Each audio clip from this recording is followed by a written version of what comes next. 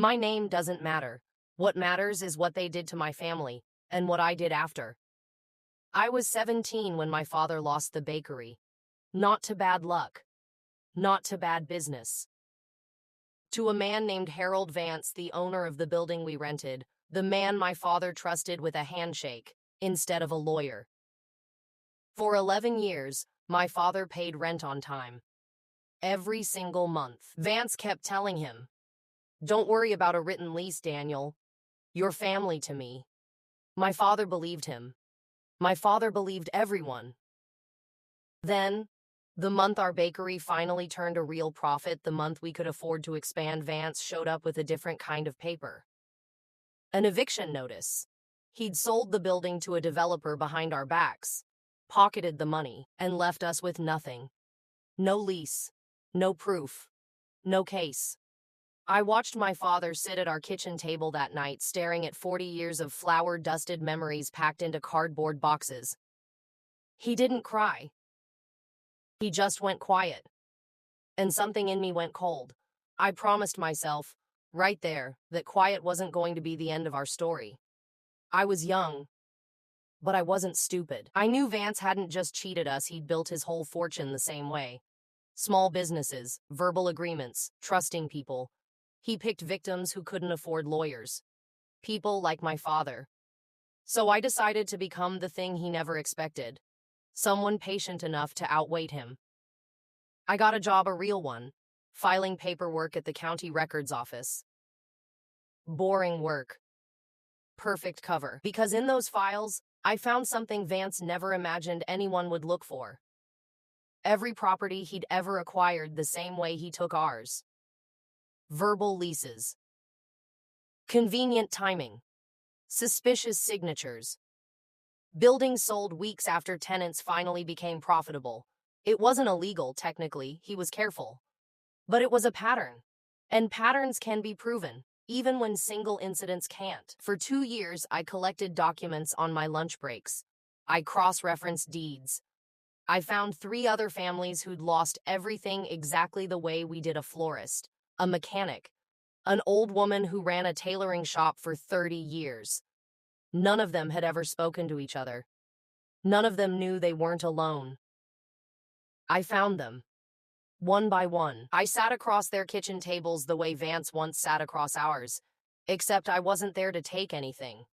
I was there to give them back their voice. He did this to my father too, I told them. And I think, if we go alone, nobody listens. But if we go together, with proof, someone has to. It took convincing. People who've been humiliated once are terrified of being humiliated again. But I kept coming back. I kept showing them the paperwork, the pattern, the dates that didn't lie even when Vance did. Eventually, 4 families stood where one girl used to stand alone. We didn't have money for a big law firm, so I did something else. I found a young attorney, fresh out of law school, hungry to build a name for herself, willing to take the case on contingency because she saw what I saw: not one betrayal, but a business model built on betrayal. The case took another year. Vance had good lawyers, expensive ones, the kind money buys when you've spent a career taking other people's money. But we had something his lawyers couldn't argue away: a pattern spanning 15 years, 4 families, and paperwork he thought no one would ever bother connecting. The day of the hearing, I sat in the back of that courtroom, exactly the way I once sat at our kitchen table, watching my father go quiet. Except this time, I wasn't quiet. This time, when the judge asked if any of the affected parties wanted to speak, I stood up. I told them about the bakery, about the smell of bread at 5 in the morning, about watching my father's hands shake as he packed away 40 years of his life into boxes because he trusted a man who counted on people like him to stay trusting and stay silent. I told them I didn't build this case out of anger. I built it out of arithmetic. Because somewhere along the way, I realized the only language men like Vance actually respect isn't fairness, it's consequence. The court ruled against him. Not just for us, for all 4 families. He was ordered to pay restitution, real restitution, calculated against the actual value of what he'd stolen over the years, plus damages for the pattern of deception the evidence made undeniable. It wasn't instant. It wasn't clean. Collecting the money took another year of lawyers and appeals. But eventually, it came. My father got a check that didn't just cover what we lost, it covered what we'd earned in dignity, waiting for someone brave enough to add it all up. He used part of it to open a new bakery. Smaller this time. But this time, there was a lease. A real one, laminated, signed, notarized, framed on the wall like a diploma. People ask me sometimes if I feel bad for what happened to Vance. I don't. I never took a cent that wasn't already owed.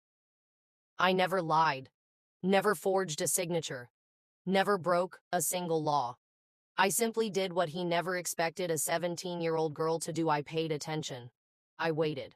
And I let the truth do what the truth always eventually does when someone's patient enough to organize it. My father taught me kindness. But Vance taught me something else. Something I needed just as badly. That quiet isn't the same as powerless. Sometimes justice doesn't come from shouting. Sometimes it comes from a girl with a filing job, a folder full of dates, and a promise she made to herself at a kitchen table nobody else was watching. That promise took 4 years to keep. But I kept it. And I'd do it again.